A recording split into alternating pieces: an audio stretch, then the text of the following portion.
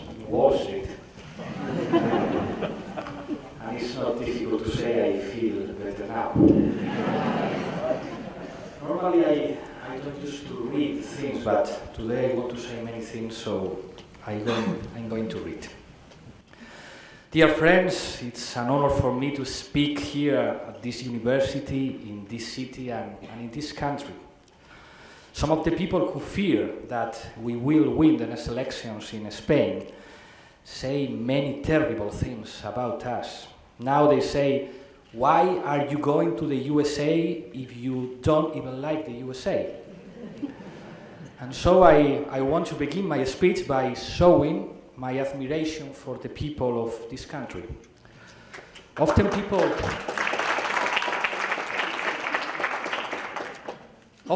speak of the hands that built America, the hands of immigrants from many different countries all over the world. There still remains something of them in this city, and I deeply admire that unique spirit of different people joining hands to build something new. I admire the strength of the Chicago workers in 1886, claiming the right to an 8-hour workday.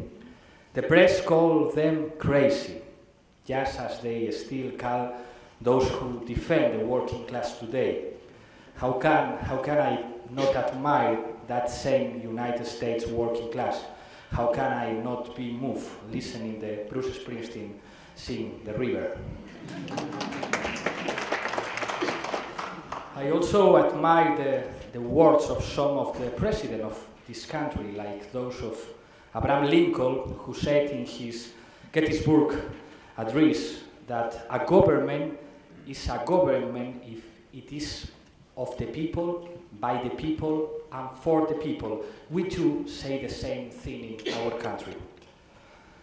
I admire those cultural geniuses who held the banner of freedom high and resisted the persecution of Senator McCarthy, Dalton Trumbo, Bertolt Brecht, or brave men such as Frank Sinatra or Humphrey Bogart.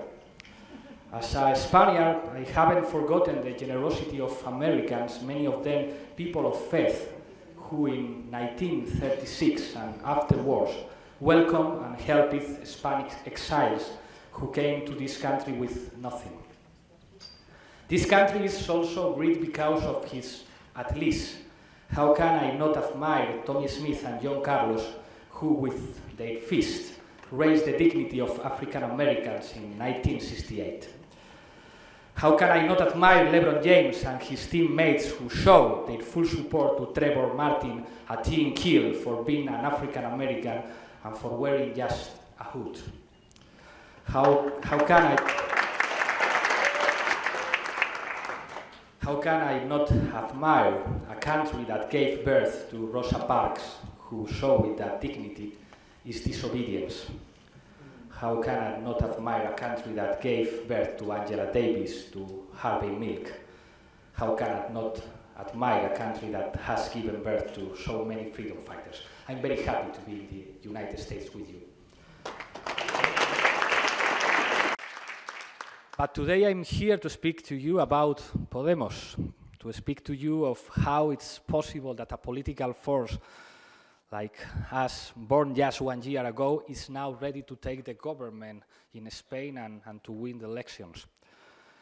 To be able to speak to you about this, I first need to speak to you about the financial crisis and austerity policies. If the economic crisis has served for anything, I think it has been to make a classist political plan whose origin began in the 70s, visible to the public. That global plan put the financial powers at the top of the pyramid of world order. A billionaire, Warren Buffett, clearly expressed the success of this political plan when he openly said that a class struggle exists and it's my class that is winning this struggle. Shortly after being elected president of the United States, Bill Clinton, I read this story in a David Harvey book. Bill Clinton met with his team of economists that alerted him to the urgency of reducing the public deficit to calm down the bond markets. Clinton said something like this: do you mean to say that the success of the economic program and my re-election possibility depend on the Federal Reserve and a handful of bond traders? Yes, that's the way power works in the States and in the world. The financial powers represent the supreme Soviet of global political power. They are above president and above parliaments. They are what David Harvey calls the party of Wall Street. It's like the Third International, but the international of the global powers. This party represents those living in the attic of the economic system. It's the same party that favored the subprime mortgages in the United States that served to evict millions of Americans from their homes. It's the party in which Angela Merkel serves. She's a militant of the Wall Street Party, the party that controls the European Central Bank, the party that controls the European Commission and the IMF, and the same party that yesterday made the plans for a structural adjustment in peripheral countries.